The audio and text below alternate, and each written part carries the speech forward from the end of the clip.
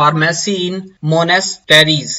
इसको पढ़ने से पहले ना अब थोड़ी सी आपको हिस्ट्री में ले जाना चाहूंगा ताकि आपको जो है ना मोनेस्टेरी की समझ आ सके। बुद्धिज्म जो मजहब है 2500 साल या 2600 साल पुराना, उसको थोड़ी ही उसकी हिस्ट्री पढ़नी पड़ेगी कि बुद्धिज्म के जो शुरू में यानी कि उनका जो भी पेशवा आया और जो भी उनकी शुरू में थॉट थी, तो वो थॉट ये थी, 4 उनके कानून पे मुश्तमिल थी।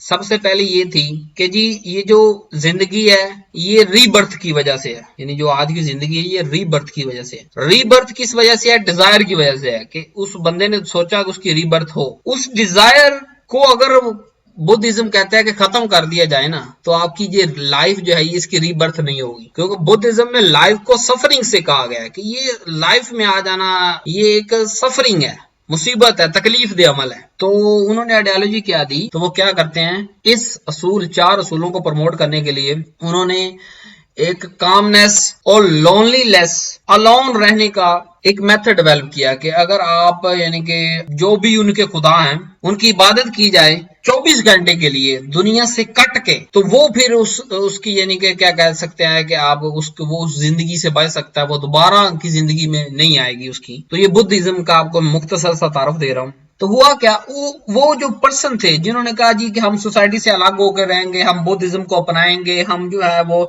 इस सफरिंग को, इस रीबर्थ को हम जो है वो रोकेंगे, कम से कम वो कहता है जी हमारी रीबर्थ ना हो।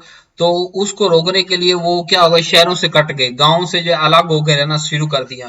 तो शुरू में तो वो कोई घर नहीं था उनके पास, कोई इमारत नहीं थी, लेकिन जैसे जैसे वो परिवेल होता गया, ये कॉन्सेप्ट आगे चलता गया, ये कॉन्सेप्ट, तो हुआ क्या, हुआ ये कि इनके लिए अलग से यानी कि पूरे गांव की तरफ से इनके लिए एक अलग घर बना के दिया गया। जो पूरे गांव की तरफ से इनके लिए अलग घर बना के दिया गया उसे हम हिस्ट्री में मोनेस्टेरी कहते हैं। मोनेस्टेरी यानी मोनेस्टेरी का मतलब ये है कि बुद्धिज्म के जो मजहबी पेशवा हैं या मजहबी फॉलोअर हैं, जो मजहबी ज़हनियत रखते हैं, वो दुनिया से, बाल बच्चों से, धंधे रोजी धंधों से कट के अलग होके सिर्फ अपने खुदा की इबादत के लिए इन मोनेस्टेरीज के अंदर आ जाते थे और सारी सारी जिंदगी यहीं गुजार दिया करते थे। अब जो आते थे उन्हें हम कहते थे मॉन्क्स।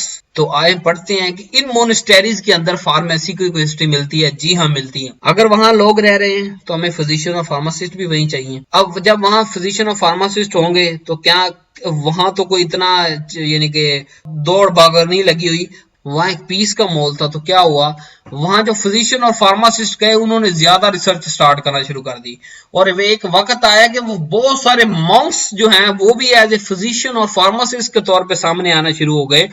तो हुआ क्या कि एक वक्त ऐसा आया कि मोनेस्टेरी जो है वो एक बुद्धाइज्म को रिप्रेजेंट करने के लिए एक अपने कॉन्सेप्ट को चलाने के साथ साथ वो जो है फार्मेसी और मेडिसिन के नॉलेज का भी वो समझ लें आप ठिकाना बन गया, वो घर बन गया, क्योंकि वहां डिफरेंट तरह के एक्सपेरिमेंट हो सकते थे, वहां डिफरेंट तरह के आप प्लांट को उगा सकते थे, आप डिफरेंट तरह की अगर कोई वहां सर्जरी कर रहे हैं या कुछ भी कर रहे हैं, एक्सपेरिमेंट कर रहे हैं, तो वहां आप कर सकते थे। इन मोनेस्टेरी या बुद्धिज्म का एक फायदा हमें ये हुआ कि उस वक्त की मोनेस्टेरीज के अंदर मॉन्क्स की तरफ से फार्मेसी और मेडिसिन के अंदर भी एक बेशुमार खिदमात मौजूद हैं। तो जो आज जो मिडिल एज है, यानी कि आप की बात करें 15 से 20 सेंचुरी की बात करेंगे, तो ये सारे का सारा जो ये नॉलेज उठा के लाए है ना मेडिसिन का, इन्हीं मोनेस्टेरीज की लाइब्रेरीज, क्योंकि ये तकरीबन 7वीं सदी इस बात में पहुंच चुके थे कि ये वहां फार्मासिस्ट और फिजिशियन मौजूद हों और इनको ट्रेन किया जाता था,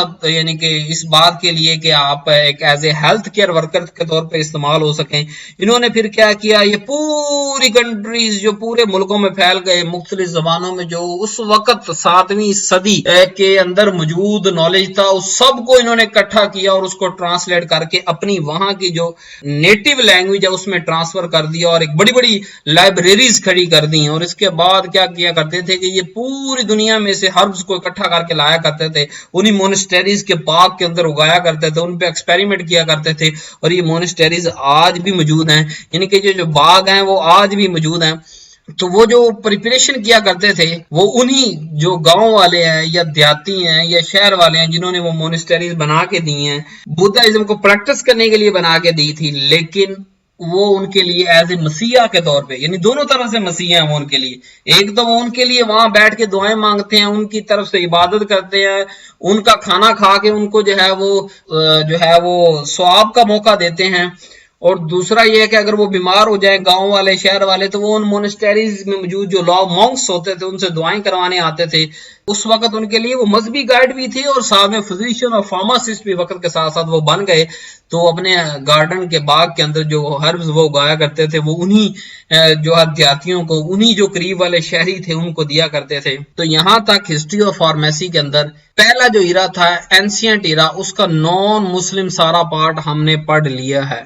नेक्स्ट पार्ट में हम एंशियंट इरा ही पढ़ेंगे, लेकिन मुस्लिम की कंट्रीब्यूशन उसके अंदर, फिर मुस्लिम के साथ एंशियंट के साथ आज के दौर तक भी हम पहुंच जाएंगे, यानी 1600 एडी तक तो पढ़ेंगे, उसके बाद तक भी पढ़ेंगे। तो अगर आपको ये पार्ट अच्छा लगा हो तो वीडियो को लाइक करें, चैनल को सब्सक्राइब करें, और जो नेक्स्ट वीडियो अपलोड होंगी उनको भी वॉच करें। So do not forget to subscribe my channel, press bell icon to get more and latest videos, share with our student family of pharmacy. Thanks for watching. Allah Hafiz.